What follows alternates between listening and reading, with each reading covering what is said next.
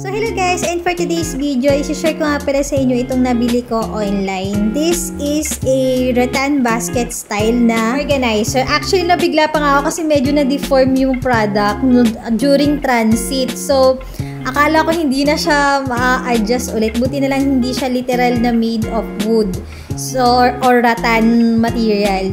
Ito ay plastic type siya, so medyo na-adjust ko pa naman yung part na medyo na-deform. And thankfully lang is naayos ko siya. Ito nga pala yung pinaka-largest size dun sa mga rattan basket type guys. This is 45 by 35 by 8 cm. Ito talaga yung pinakamalaki. Actually, pinagpipilian ko yung kung 40 cm or ito. Pero sabi ko mas okay ata to para mas marami ako na mailalagay. Actually, bumili ako nitong organizer na to para doon sa mga snacks ng aking anak na bunso. Actually, wala talaga akong planong bumili ng organizer guys. Kaso, pansin ko is kailangan ko na talaga siya kasi lalo na yung anak kong lalaki is malakas talaga siyang kumain actually. So, may kakain niya ng rice, then mag-i-snacks pa ng mga biscuit o kaya itong mga cereal. Sakto, laging 3 pieces or 3 sachets ng cereal yung gusto niya kainin kada kakain siya nito. So, bumili ako ng 30 pieces. Kaso, hindi siya kasya doon sa pinaglalagyan. And at the same time, napapangitan na rin ako doon sa dating lagayan nitong mga cereal nila. Ito siya, oh. O, diba? Ayan. Kaya dati tigta 10 pieces lang, tas kasama pa yung Milo dyan sa container na yan. Tapos nakapatong siya doon sa aming rep. So parang out of siya hindi siya aesthetic tignan, at saka nakakalatan ako. Kaya sabi ko, nag-decide na talaga akong bumili ng rattan basket.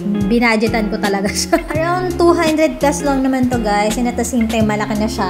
Actually, sinukat ko pa yung ibabaw ng rep namin kasi ayoko naman sobrang laki ng rattan basket na bibilihin ko online. Pero thankfully, hindi siya super sakop yung ibabaw ng aming rep. Pero hindi ko alam kasi medyo nagtatalo pa kami ng bunsong anak ko kung saan tong ilalagay na organizer na to kasi daw para aesthetic. So parang may naiisip siyang ibang lugar na paglalagyan.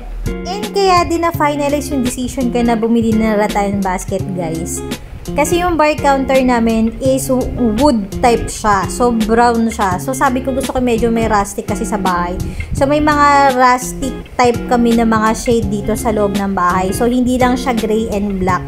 Meron din kami mga brown shades na mga gamit dito sa bahay.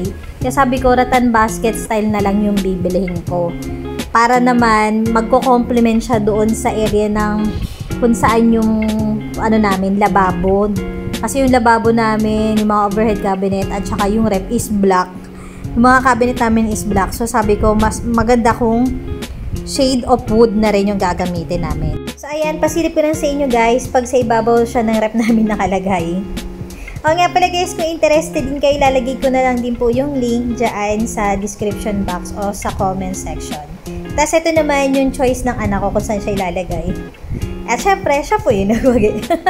So, hanggang dito na lang guys. If you like this video, please don't forget to like, share, and subscribe. Good day and God bless po sa inyong lahat. Bye!